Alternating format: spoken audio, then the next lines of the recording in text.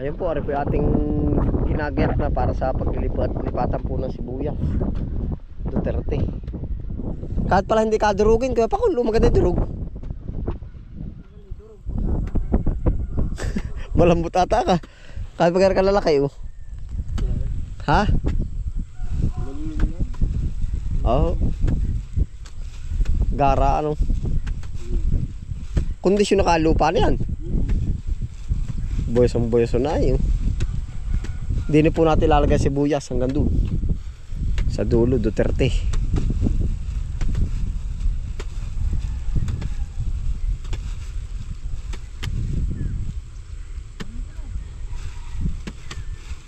Yari na oh. Tapos ibababa po.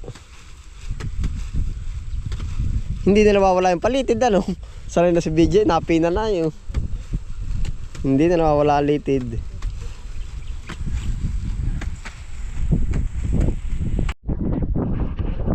Kami po ay mangunguha ngayon ng panalim na sibuyas. Yun po magiging first harvest. At gawa po nang nabagsak po ngayon ng presyo, ay dapat mas sigit na mauna tayong maglipat tanim.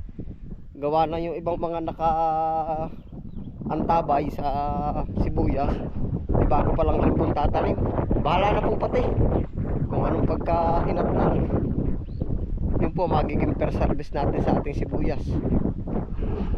Yan, dala mo na po yung dalawang sakot yung. Oo.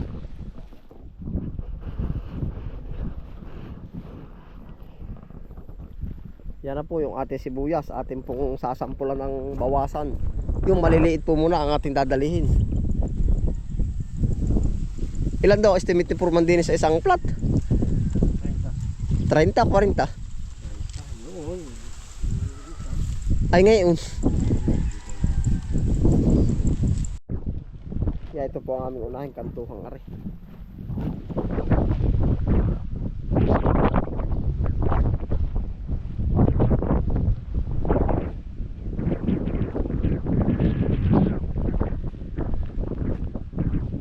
Pag-ampatin ko lagi sa tubig ano po.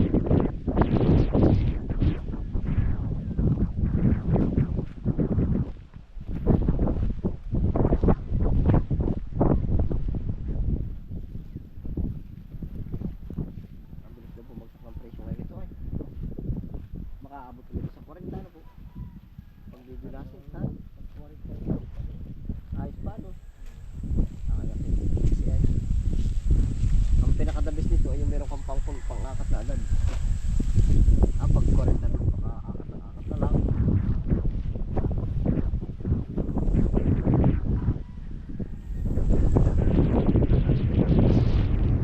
Oo, yung buwan.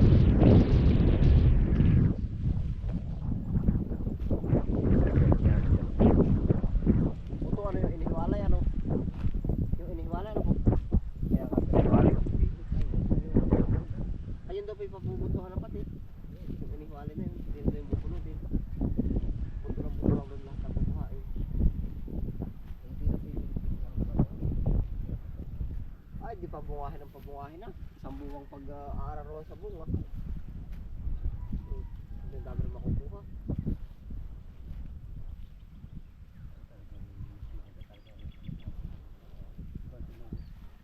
Oo, tapos magandang panahon ano. Parang ang aray hindi Duterte ay pulo. Parang hindi ay pulo.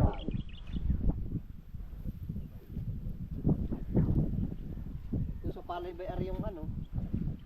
Murdagul.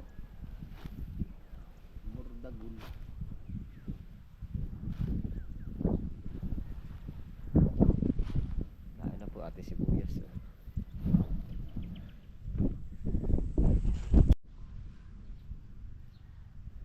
Ari na po yung sibuyas.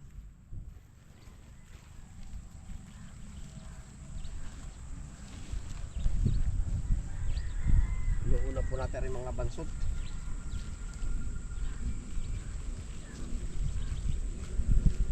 Para humabol din ano po.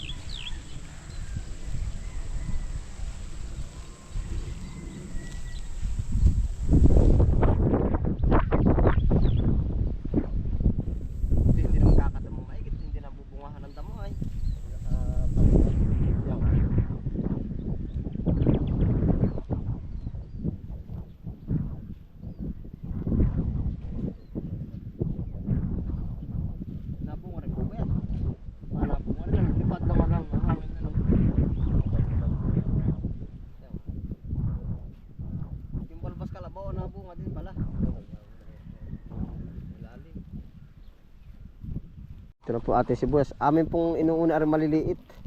Oh. Gawa na ito po yung magsing iedad. Ay kaso para bang medyo may pagkabansot. Pagkakapaltsong ng ano ay oh. Ganito ang halamang gaganda oh. Yung ugat ay talagang bigay na bigay ba? Pag napalipat yan doon sa paglalagyan ay panalo. May nalalagot pa ano po? Kaya nga. Bughag naman ay.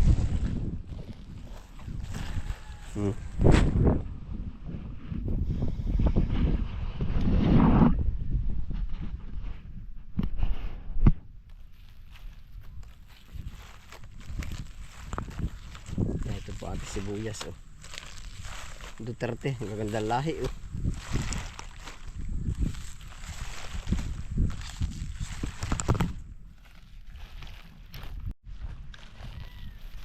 Ito po talagang nakakatuwa ay yung po ibang may kapital tiyong ay nabili agad ng pagyumura mga 1,000 kilo agad na ganito pang-akat lang.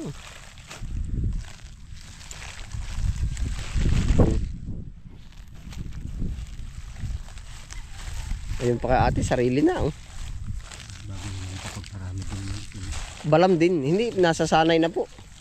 Kumbaga nun na 100 ang binibinta, 100 tinatanim. O di pag kinasa 1,000 na, 1,000 ibibinta, 1,000 itatanim. Nasa pagsasanay ng pagpaparami. Ay kamo namang ibibinta mo lahat ay. Kumbaga nagsimula nga ako sa 10, di ba't nagbibinta 30. Di pag nasa stage ka pa na ng 1,000, yari na. 1,000 ibibinta, 1,000 itiaakat.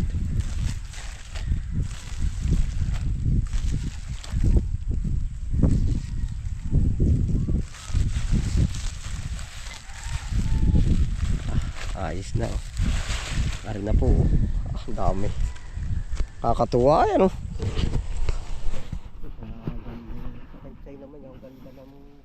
Ito bang, ito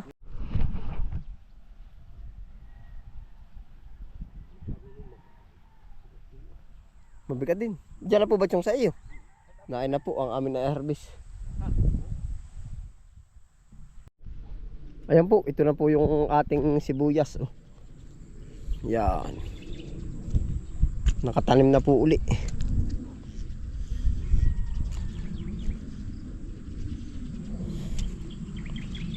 Yan, nakaganito lang po ang tanim nito oh. Halos parang nakapatong laang po. Wag lang madarang ng init. Tayo po ay panimula na uli sa pag ano po ng sibuyas. Panimula na po uli tayo sa pag tatanim ng sibuyas. Opo. Tapos po ang napa-order natin sibuyas ay 20 kilo ngayon po. Yeah, ito na. Ito po ay once na mabawasan, tanim na ulit. Tapos ari po naman ay kinchay. Meron na po tayong nakuhang kinchay, buto ng kinchay, 3.9. Ari ay yung nabili po natin buto para dito naman sa isang hilera na to. Ilan ba to? 1, 2, 3, 4, 5, 6, 7, 8 9, 10, 11, 12. Yun hanggang dun 12. Para po sa 1 kilo. Yan para po sa kinchay naman. Hinapon na rin po tayo mag video gawa ng mga pa-order po hindi ko maikasa yung ating camera. Gawa ng ang napa-order po ngayon ay naroon sa listahan.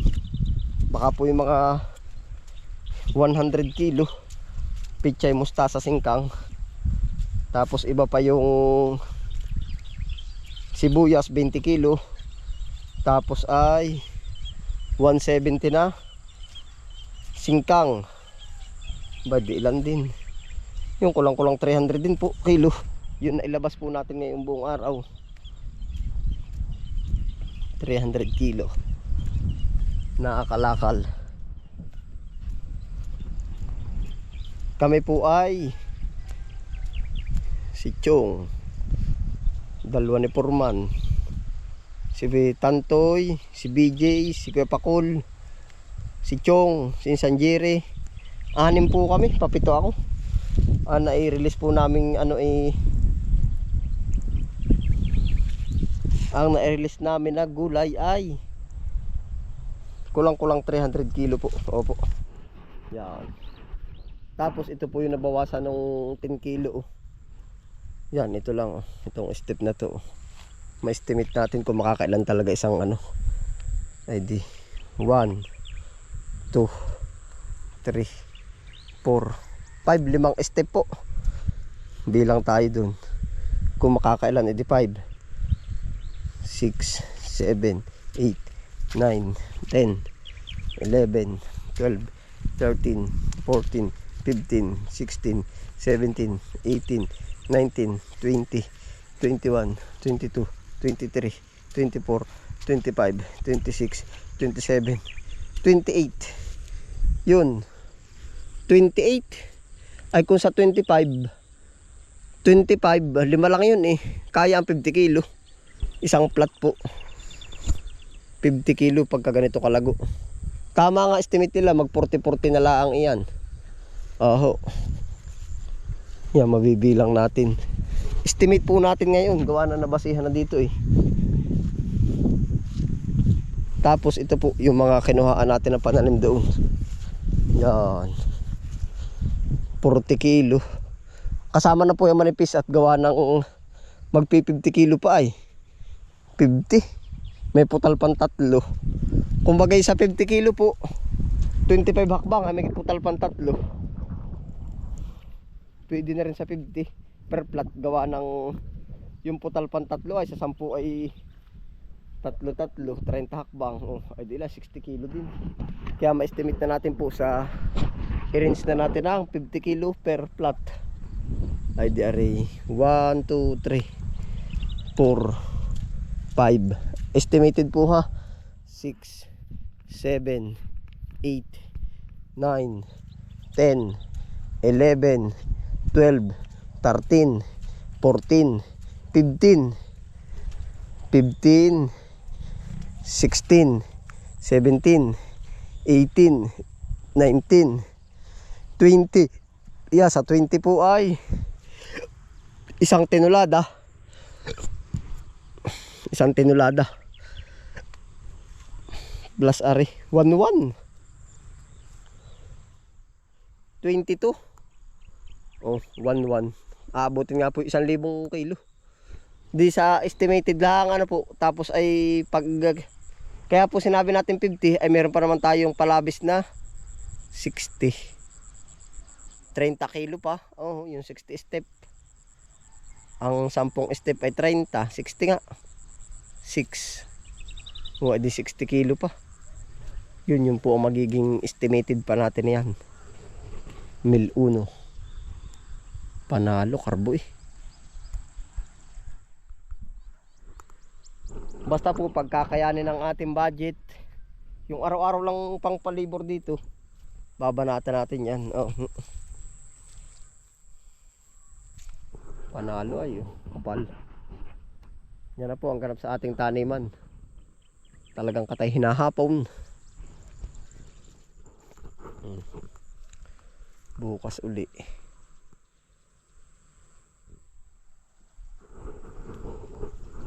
Ayan na po ang update sa ating sibuyas. Salamat po sa inyong pagsama. Ano po? Ating po minomonitor din. Yan, ingat po ang lahat. Happy lang po. Bye.